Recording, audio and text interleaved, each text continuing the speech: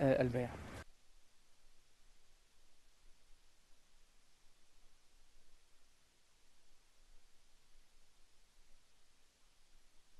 وهنا تحقق وعد المسيح الموعود عليه الصلاة والسلام بظهور القدرة الثانية بعد وفاته.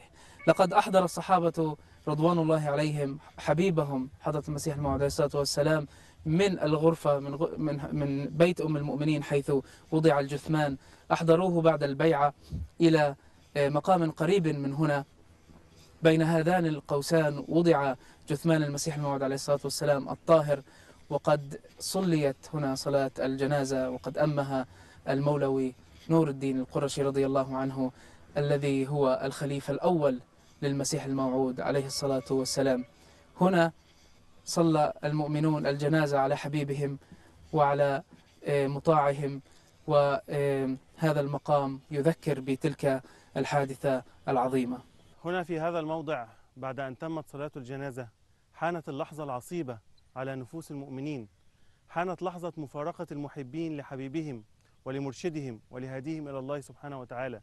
في هذه اللحظة بعد صلاة الجنازة احتمل الجميع جثمان المسيح الموعود عليه السلام على أكتافهم، وذهبوا به إلى هناك، إلى حيث الموضع الذي حدد ليدفن فيه جسده الشريف. إني أموت ولا تموت محبتي، يدرى بذكرك في التراب ندائي. ذكر حضرة سيدنا أحمد عليه السلام في كتاب الوصية أن الله عز وجل أخبره بموضع قبره، فقد رأى في المنام رؤيا أن ملكا نزل من السماء وأخذ يقيس الأرض، ثم أشار إلى موضع وقال له هذا موضع قبرك، وأنه علم أيضا أن هذا المكان سمي بهشتي مقبرة، يعني مقبرة الجنة، وأنه سيكون مكانا مباركا وسيكون فيه قبور الصالحين من جماعته.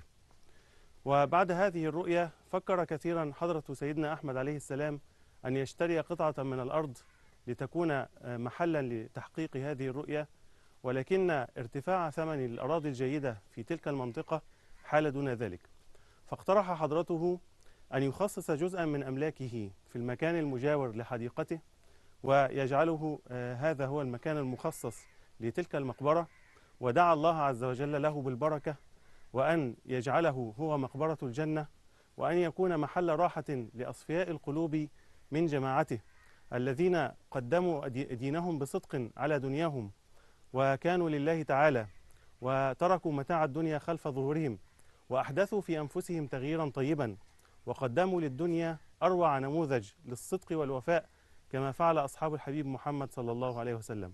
والآن نحن على مشارف بهشت مقبرة وفيها تحديدا، وندعو بدعاء زيارة القبور: السلام عليكم يا أهل القبور، يغفر الله لنا ولكم، أنتم سلفنا ونحن بالأثر، وإنا إن شاء الله بكم للاحقون.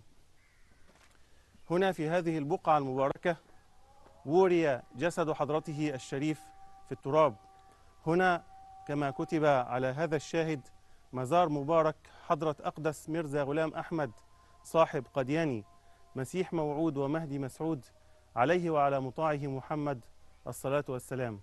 هنا في هذه البقعة من الأرض ذلك الرجل الذي اختاره الله عز وجل ليكون الإمام المهدي والمسيح الموعود للأمة المحمدية، شاء من شاء وأبى من أبى، أنكر من أنكر وأعرض من أعرض وتجاهل من تجاهل، ولكنه هو الذي وقع عليه الاختيار الرباني من الله سبحانه وتعالى.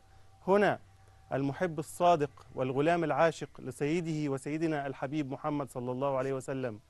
إذا جئنا هنا فيجب أن نبلغ حضرته السلام كما أمرنا وأوصانا حضرة سيدنا محمد صلى الله عليه وسلم: فإذا لقيتموه فأقرئوه مني السلام.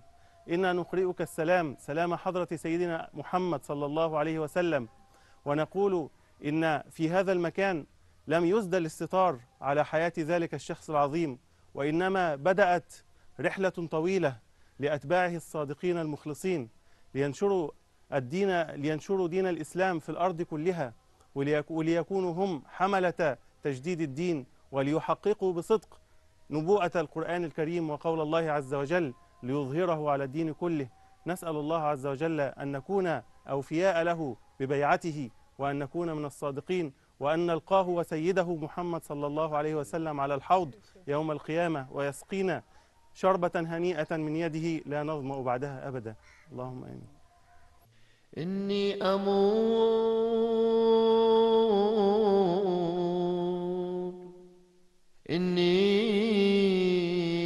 أموت ولا تموت محبتي.